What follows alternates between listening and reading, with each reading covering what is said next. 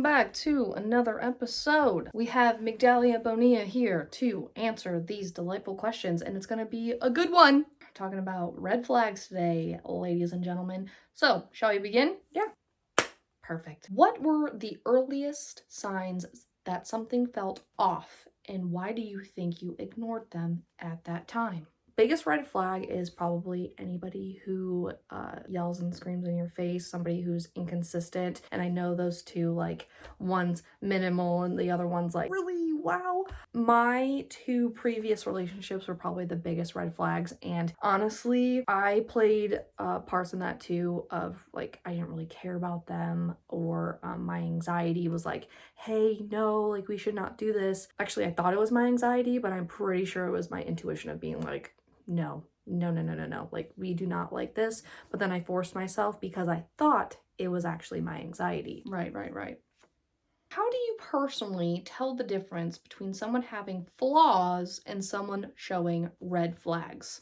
So a red flag is like a behavior. They're like, I don't know, they're like angry all the time. They're like trying to control you. They're getting mad at like you texting other people instead of texting them. Or like there was one guy where I had like, if I didn't text him back within 5 minutes, he would start blowing up my shit. And I only started talking to him from Tinder, and it was kind of like, yikes. I kind of just stopped talking to him after that because I'm like, you're not going to freak out on me for not texting you back. Like, I'm literally busy, bro. But a flaw is something that you can't control, like someone having a lazy eye, or someone having acne scars, or like something they can't change within 5 minutes or something. Right. What triggers still come up for you because of past red flags or toxic relationships? One of my exes would constantly like put his phone facing down, and I'm still kind of like weird about phones because I fully believe that if you're in a relationship with somebody, like your phone, like you don't really get privacy. We're building a life together. Why do you need privacy like with your phone? Like, I just think that's so weird. So if my girlfriend like so much as like moves her phone out of view, like even if it's not suspicious, it still like looks suspicious to me. There was one point where she like adjusted her footing, but to me it looked like she was moving away from me while she was texting somebody, and I ended up just saying like, hey, this is kind of like not letting go out of my mind, so I noticed this. Is this something? She was like, that's not what I was doing at all, like, I'm so sorry, like I was not doing that. So anything to do with like phones is easily the biggest trigger for me. Right. Sounds like a piece of work. Yeah, right. How do you cope when a current situation reminds you of an old wound?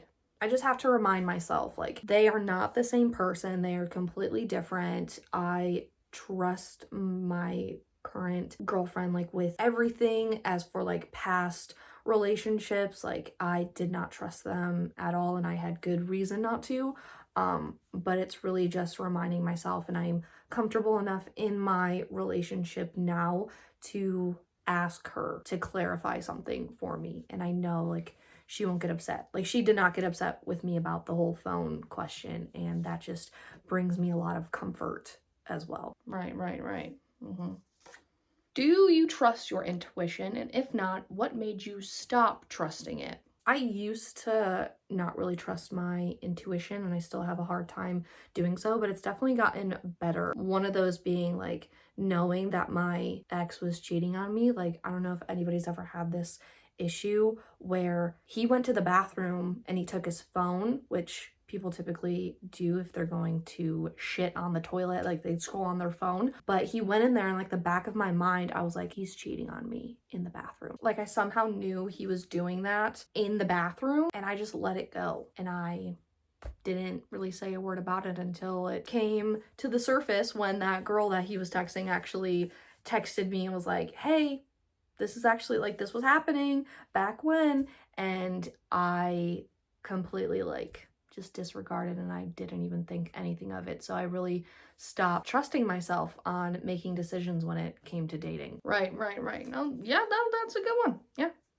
What does a safe, healthy connection look like to you now, and how is it different from what you used to accept? So the healthy connection is more so of like they're not going to get mad at you for asking the questions. They're not going to be mad at the reassurance. They're not going to scream at you or, scream in your face or make it seem like it's your fault. They're going to be understanding and reassure you like, hey, this isn't what like was actually happening. Like, I'm really sorry I made it seem that way, but this is what was actually happening. Like, if you need the proof, I can give that to you. But it's more so about security rather than in my previous relationships, it was you're being crazy or you're being delusional or you're psycho and whatever else, putting the blame on you, really, of why you're feeling the way you're feeling. Right.